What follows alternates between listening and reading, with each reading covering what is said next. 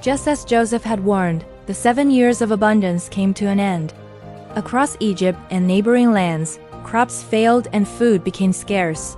But because Joseph had wisely stored grain, Egypt was prepared. People from many nations traveled there seeking food. Far away in Canaan, Joseph's family also felt the effects of the famine. When Jacob heard that there was grain in Egypt, he called his sons and told them to go at once. But he kept Benjamin, Joseph's youngest brother, at home, fearing something might happen to him. The brothers packed their supplies and began the long journey, unaware of who they were about to meet.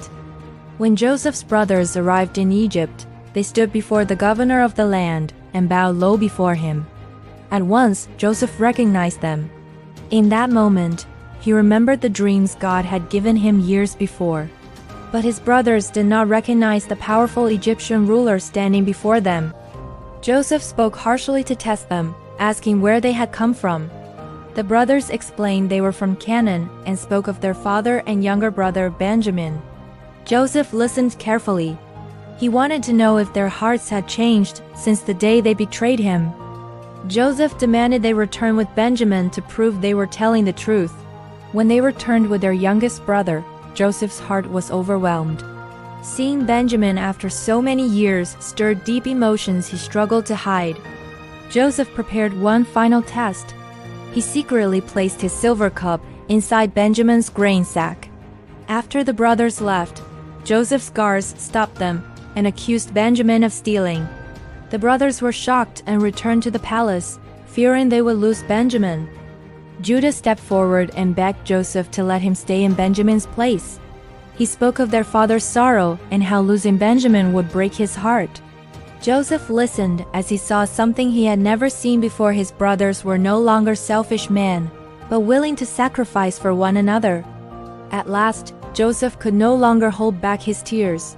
He sent everyone else out of the room and said, "I am Joseph, your brother." The brothers stood frozen in shock and fear. But Joseph stepped toward them with tears in his eyes, filled not with anger but love. Joseph embraced his brothers and comforted them. "Do not be afraid," he said. "What you meant for harm, God used for good to save many lives." The brothers wept together as years of pain and guilt were washed away by forgiveness.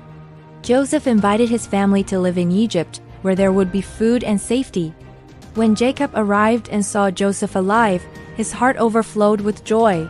Father and son embraced after many long years apart. At last, Joseph understood that every hardship had been part of God's greater plan. Joseph's story reminds us that even in our hardest moments, God is working for good. Through faith, patience, and forgiveness, Joseph's dreams were fulfilled, and his family was made whole again.